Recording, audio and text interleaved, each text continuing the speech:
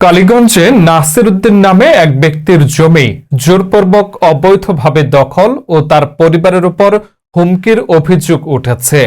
কালীগঞ্জ গাজীপুর প্রতিনিধির পাঠানো তথ্য ও ভিডিও চিত্রে দেখুন বিস্তারিত।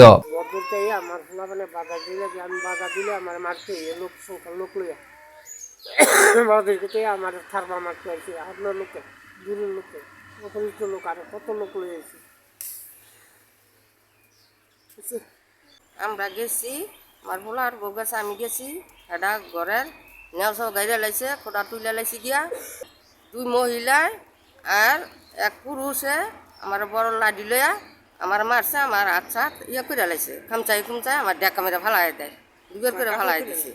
হ্যাঁ, আমার কাপড় চাপড় টাইম নিয়ে গা ছিঁড়ে বিড়া লাগতেছে আমার। ওরা আমি ঘুরে গেছি দুইবার, এটা সুখু বিচার চাই করতে চাই, আমরা বাধা দিতে গেলে তখন আঙ্গ মারতে আসে, আঙ্গ বৌজি এগো মারতে আসে, বাড়িতে হুমকি টুমকি দেয়। গাজীপুর জেলার কালীগঞ্জ উপজেলার বক্তারপুর ইউনিয়নের বক্তারপুর গ্রামে জমি দখলকে কেন্দ্র করে উত্তেজনা বিরাজ করছে। স্থানীয় বাসিন্দা মোহাম্মদ নাসির উদ্দিন দর্জির তফসিলভুক্ত জমি জোরপূর্বক দখলের চেষ্টা চালানোর অভিযোগ উঠেছে একই গ্রামের দুই ব্যক্তি মোহাম্মদ আতিকুর রহমান ও মোহাম্মদ তারেকের বিরুদ্ধে। ঘটনার বিবরণ। প্রাপ্ত তথ্য ও কালীগঞ্জ থানায় অভিযোগ সূত্রে জানা যায়, গত 9 ডিসেম্বর 2025 তারিখে নাসির উদ্দিনের মালিকানাধীন জমিতে অনুমতি ছাড়াই ঘর নির্মাণের চেষ্টা চালানো হয়।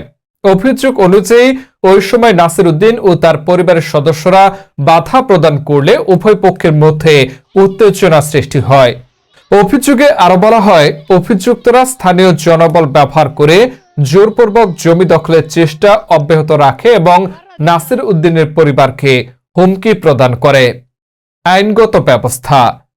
এই ঘটনায় ভুক্তভোগী মোহাম্মদ নাসির উদ্দিন দর্জি বাদী হয়ে কালীগঞ্জ থানায় একটি লিখিত অভিযোগ দায়ের করেন। অভিযোগে যে দুজনকে অভিযুক্ত করা হয়েছে তারা হলেন মোহাম্মদ আতিকুর রহমান পিতা আজিজুল হক, মোহাম্মদ তারেক পিতা আব্দুল গাফফার দর্জি, গ্রাম বক্তারপুর, থানা কালীগঞ্জ, জেলা গাজীপুর। অভিযোগ পাওয়ার পর কালীগঞ্জ থানার উপপরিদর্শক SI অপূর্ব ঘটনাটি তদন্তের ও সুষ্ঠু বিচারের স্বার্থে উভয় পক্ষকে প্রয়োজনীয় কাগজপত্র সহ হাজির হওয়ার নির্দেশ দেন। এছাড়া দুই পক্ষের ভূমি সম্পর্কিত নথিপত্র যাচাইয়ের জন্য আমিন নিয়োগের কথাও নিশ্চিত করেছেন তিনি। তফসিলভুক্ত জমির বিবরণ।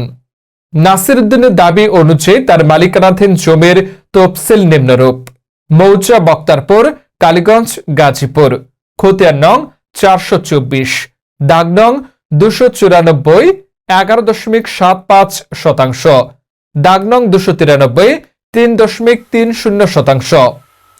মোট 15.05% জমি তিনি দাবি করেন। জমিটি তার নামে নিয়মিত খাজনা খারিজ করা আছে। অভিযুক্তদের বক্তব্য পাওয়া যায়নি। ঘটনাটি নিয়ে অভিযুক্ত দুই ব্যক্তির সঙ্গে যোগাযোগের চেষ্টা করা হলেও তাদের বক্তব্য পাওয়া সম্ভব হয়নি বলে রিপোর্টে উল্লেখ করা হয়।